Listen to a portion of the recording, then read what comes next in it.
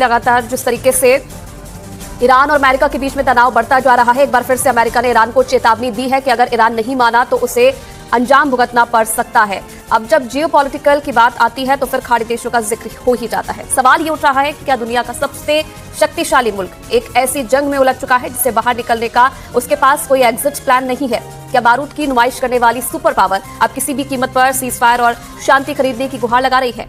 सवाल इसीलिए है क्योंकि ईरान युद्ध की पटकथा तो बहुत बड़े बड़े दावों के साथ लिखी गई, लेकिन इसका अंत अब वॉशिंगटन के नीति निर्धारकों के गले की फांस बन चुका है।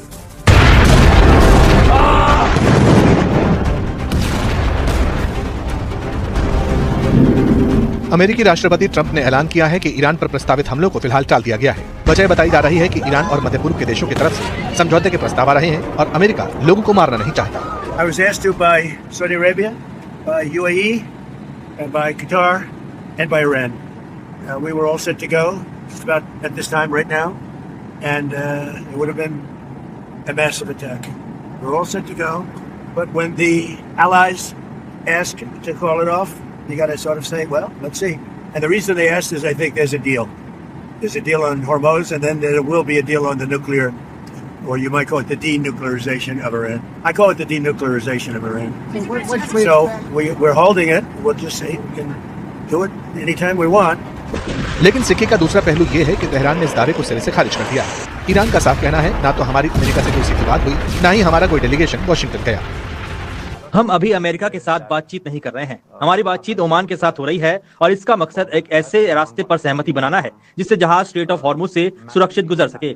हमारा लक्ष्य ओमान के साथ मिलकर और सहयोग से जल्द एक ऐसा रास्ता तय करना है जो अस्थायी हो और जिससे हम स्ट्रेट ऑफ हॉर्मुज में जहाजों की सुरक्षा पक्की कर सकें। जब तक अमेरिका की मौजूदा बुरी हरकतें जारी रहेंगी तब तक जाहिर है कि स्ट्रेट ऑफ हॉर्मुज के हालात में कोई खास प्रगति या बड़ा बदलाव नहीं होगा।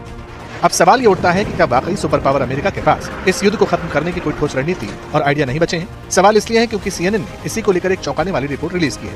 रिपोर्ट कहती है यूएस सेंट्रल कमांड के खुफिया विभाग के एक सीनियर अधिकारी ने बीते हफ्ते जवानों और एनालिस्ट को बाकायदा ईमेल भेजा। इस ईमेल में पूछा गया कि ईरान पर दबाव बनाने और उसे सजा देने के लिए नए रचनात्मक और अपरंपरागत आइडिया यानी अनकन्वेंशनल आइडियाज चाहिए। तो क्या अमेरिका के पास युद्ध खत्म करने का कोई आइडिया नहीं बचा? वैसे इससे पहले NBC न्यूज ने भी खुलासा किया था कि ट्रंप को यह अंदाजा ही नहीं था कि अगर यह सैन्य अभियान हफ्ते भर से ज्यादा खिंच गया तो इसका एग्जिट रूट क्या होगा। युद्ध के सीन को लेकर ट्रंप हताश हैं, उनकी टीम बटी हुई है। ये रिपोर्ट भी सुर्खियां बनी थी। It was going to be a massive attack. It was going to be an attack that would have been by far the biggest attack since World War II. But they've asked us not to do it. They said, please don't do it. And their neighbors said that too. And so we're just going to see whether or not we can make a deal toward the denuclearization. हालात तो ये हैं कि अमेरिकी joint chief of staff के अध्यक्ष general Dan Caine ने खुद अमेरिकी संसद में स्वीकार किया था कि केवल हवाई बमबारी से अमेरिकी सैन्य मकसदों को हासिल नहीं किया जा सकता। एयर पावर की अपनी सीमाएं होती हैं। अब जमीनी सच्चाई क्या है? एक्सपर्ट्स मानते हैं अमेरिका के लिए ईरान के परमाणु ठिकानों जैसे पिकैक्स माउंटेन को तबाह करने के लिए सिर्फ मिसाइलें काफी नहीं है, क्योंकि वो जमीन के काफी नीचे गहराई में है। वहाँ तबाही मचाने के लिए अमेरिका को जमीनी सैनिकों को उतारना पड़ेगा, जिसका जोखिम ट्रंप उठाने की हालत में नहीं है, क्योंकि अभी तक 18 अमेरिकी सैनिक इस संघर्ष में अपनी जान गंवा चुके हैं। दूसरी तरफ वॉशिंगटन वाला थिंक टैंक CSIS यानी centre for strategic and international studies की हालिया रिपोर्ट चेतावनी देती है कि लगातार हमलों और रक्षात्मक अभियानों के चलते अमेरिका का मिसाइल डिफेंस स्टॉक, विशेष तौर से पैट्रियट और थर्ड इंटरसेप्टर मिसाइलों का भंडार खतरनाक लेवल तक कम हो चुका है। यही वजह है कि अमेरिका अब कतर, सऊदी अरब, UAE और पाकिस्तान के जरिए बिचौलियों का सहारा लेकर पश्चिम एशिया में शांति खरीदने के रास्ते तलाश रहा है। लेकिन इस पूरे घटनाक्रम ने इजराइल को सबसे ज्यादा असहज और ठगा सा महसूस करा दिया, जो ईरान के खिलाफ एक निर्णायक सैन्य कार्रवाई की उम्मीद लगाए बैठा था।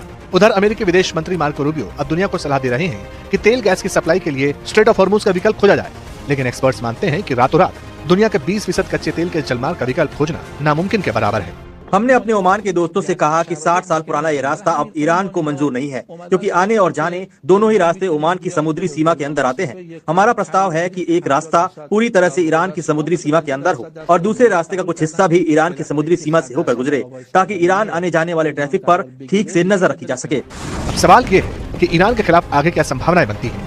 तो इसे लेकर एक्सपर्ट्स कहते हैं कि मुख्य रूप से 3 ही विकल्प बचते हैं। पहला, ट्रंप ईरान के कुछ ठिकानों पर सीमित हमले करके जीत का झूठा दावा करे और अपनी जनता के सामने चेहरे को बचाते हुए बाहर निकल जाए। दूसरा, अमेरिका ईरान पर से नेवल ब्लॉकेड और आर्थिक पाबंदियां हटाकर तेहरान की पुरानी शर्तों पर ही वार्ता की मेज पर लौटे। या फिर अमेरिका ऐसी गतिरोध और अनिश्चितता को स्वीकार कर ले और दुनिया एक और लंबे युद्ध में पिसती रहे। वैसे ट्रंप का फेवरेट कोट है पीस थ्रू स्ट्रेंथ, लेकिन जिस शांति को ताकत के दम पर डराकर हासिल करने की कोशिश की गई थी, आज उसी शांति के लिए अमेरिका मध्यस्थों के दरवाजे खटखटा रहा है।